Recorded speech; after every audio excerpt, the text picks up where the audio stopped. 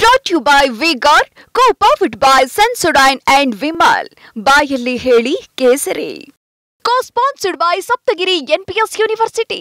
ನನಗನ್ಸಿದ್ದು ಕರ್ನಾಟಕದಲ್ಲಿ most inefficient ಅಸಮರ್ಥ ವಿರೋಧ ಪಕ್ಷದ ನಾಯಕರು ಯಾರಾದರೂ ಇದ್ದರೆ ಅದು ಆರ್ ಅಶೋಕ್ ರವರು. 1962ಗಿಂತ ಮುಂಚೆ ನಮಗೆ ಅಧಿಕೃತವಾಗಿ ವಿರೋಧ ಪಕ್ಷದ ನಾಯಕರು ಅಂತ ನಮ್ಮ ವಿಧಾನಸಭೆಯಲ್ಲಿ ಇರಲಿಲ್ಲ. ಮೊದಲ ಬಾರಿಗೆ ಶಿವಪ್ಪನವರು ಆಯ್ಕೆ ಆದರು, ನಂತರ ಸಿದ್ದು ವೀರೇನವರು, ಮತ್ತು ದೇವೇಗೌಡ ಸಾಹೇಬರು, SR ಬೊಮ್ಮಾಯಿ ಸಾಹೇಬರು, ಬಂಗಾರಪ್ಪ ಸಾಹೇಬರು, ಮತ್ತು ನಮ್ಮ ಸಿದ್ದರಾಮಯ್ಯ ಸಾಹೇಬರು, ಇವರೆಲ್ಲರೂ ವಿರೋಧ ಪಕ್ಷದ ನಾಯಕದ ಸ್ಥಾನವನ್ನು ಯಶಸ್ವಿಯಾಗಿ ನಿಭಾಯಿಸಿದವರು. ಆದರೆ ಮೋಸ್ಟ್ಲಿ BJP ಅವ್ರಿಗೆ ಗತಿ ಇರಲಿಲ್ಲ ಅನಿಸುತ್ತೆ. ಮೋಸ್ಟ್ಲಿ ಅಂಥ ನಾಯಕ ಇರಲಿಲ್ವೇನೋ ಅನಿಸುತ್ತೆ. ಆರ್ ಅಶೋಕ್ ಅವ್ರನ್ನ ಆಯ್ಕೆ ಮಾಡಿದ್ದಾರೆ.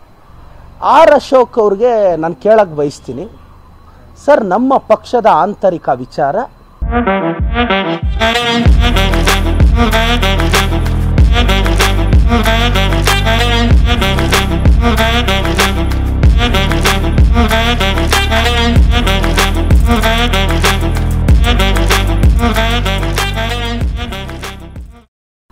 ನಾವು ಬಗೆಹರಿಸ್ಕೊಂತೀವಿ. ನಿಮಗೆ ಯಾಕೆ ಸರ್ ಅಷ್ಟು ತೆವಲು? ನಮ್ಮ ಪಕ್ಷದ ಆಂತರಿಕ ವಿಚಾರ, ನಮ್ಮ ವರಿಷ್ಠರಿದ್ದಾರೆ, ನಮ್ಮ ನಾಯಕರಿದ್ದಾರೆ, ಅದನ್ನು ಬಗೆಹರಿಸ್ಕೊಂತೀವಿ. ವಿರೋಧ ಪಕ್ಷದ ನಾಯಕರು ಇಶ್ಯೂಸ್ ಮೇಲೆ ಮಾತಾಡಬೇಕು. ನಿನ್ನೆ ಎಲ್ಲೋ ಮಾತಾಡ್ತಾರೆ, ಯಾರು ಅರ್ಜಿ ಕೊಟ್ಟಿದ್ರು ಇವರಿಗೆ ಹಾಲಿನ ದರ ಹೆಚ್ಚಿಸೋದಿಕ್ಕೆ ಅಂತ.